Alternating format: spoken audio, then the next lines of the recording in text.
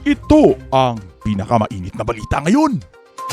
Putol ang daliri at sugatan ang ilang sundalo ng Pilipinas matapos lusubin ng Chinese forces ang kanilang sinasakyan na magre-resupply sana sa BRP Sierra Madre sa Ayungin Shoal.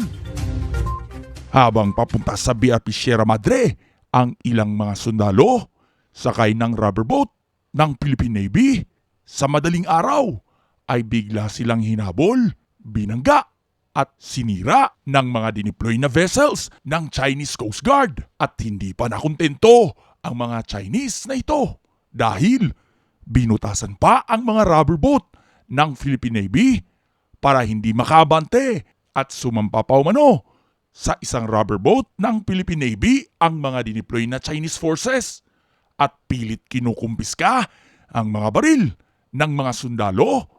At nang pumalag ang ating mga sundalo, ay dito na lumaki ang tensyon at naputulan nga ng daliri ang isa sa mga sundalo at sugatan naman ang iba pa. Wala namang naiulat na nasawi sa ating mga sundalo. Kinumpirma ito ng Armed Forces of the Philippines na malubha ang kalagayan ng isang sundalo ngayon at kasalukuyang ginagamot. Giit pa ng Armed Forces of the Philippines na hindi umano katanggap-tanggap ang mga lumalalang ginagawa ng Chinese forces. Sa pangyayaring ito ay meron sanang barko ang Pinas na nakastandby para mag-rescue. Ngunit hindi ito nakaresback dahil maging sila ay pinalibutan ng napakaraming malalaking barkong pandigma ng China. Posible umanong ma-activate ang Mutual Defense Treaty ng Amerika at Pilipinas. Dahil sa ginawang ito ng China, isang malaking rason na umano ito na makakapag-resback ang Amerika sa ating bansa na minsan ang naging colony o party ng States of America. Let me pass on that question to Admiral Torres for they know the details of what happened. So please, Commander Westcom. Our rubber boats that were alongside LS-57 were deliberately punctured by the Chinese Coast Guard while they were dealing with our new arrived rigid hull inflatable boats, and they took advantage of the space that they had that time to puncture our rubber boats.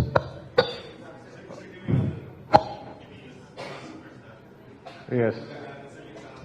Kasi nakadikit yung ano nyo, yung mga mic.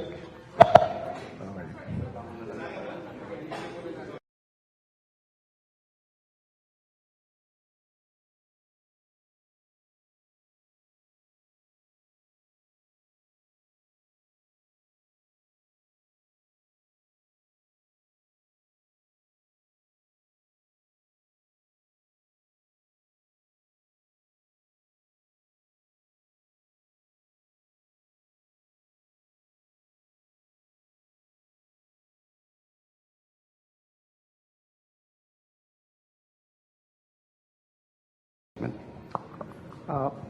Magandang tanghali po sa inyong lahat. First of all, I would like to thank you all for being here today. This press conference is being called to address a critical issue that occurred during the June 17 rotation and resupply mission to the BRP Sierra Madre or LS-57 in Ayungin Shoal. As you already know, the Chinese Coast Guard's action on that day were not only reckless and aggressive, but also illegal. They have no right or legal authority to hijack our operations and destroy Philippine vessels operating within our exclusive economic zone. This behavior resulted in severe injuries to one of our Navy personnel and stands as a stark violation of international maritime law Philippine sovereignty and sovereign rights.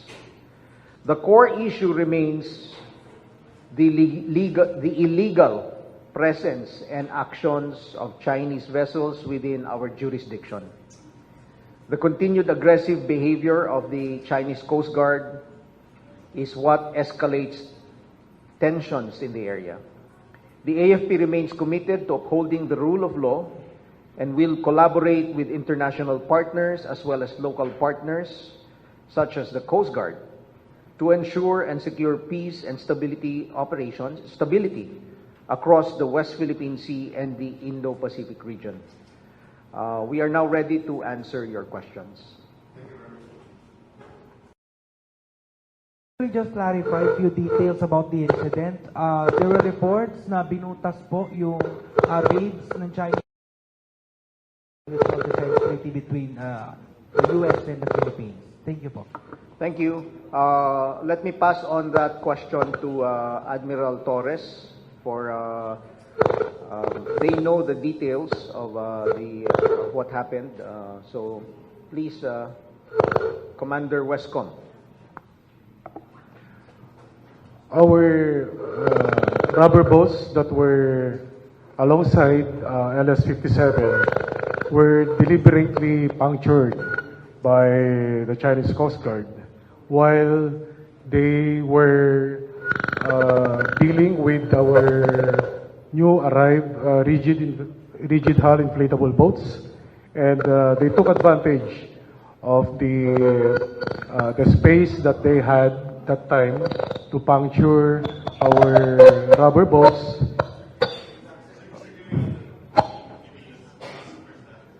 Yes. Kasi nakadikit yung ano nyo, yung mga mic. Okay. Sige, ayusin muna para clear.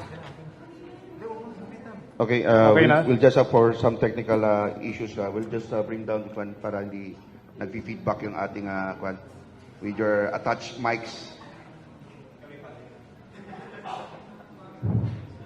Okay na, okay na.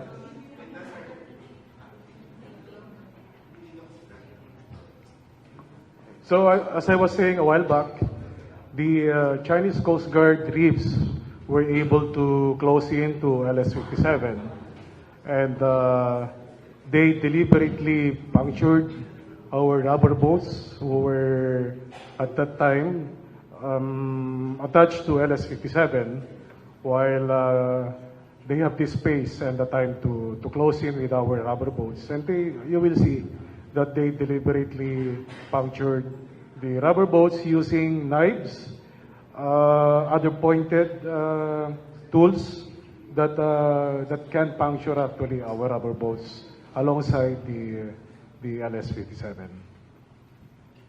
Thank you very much, sir.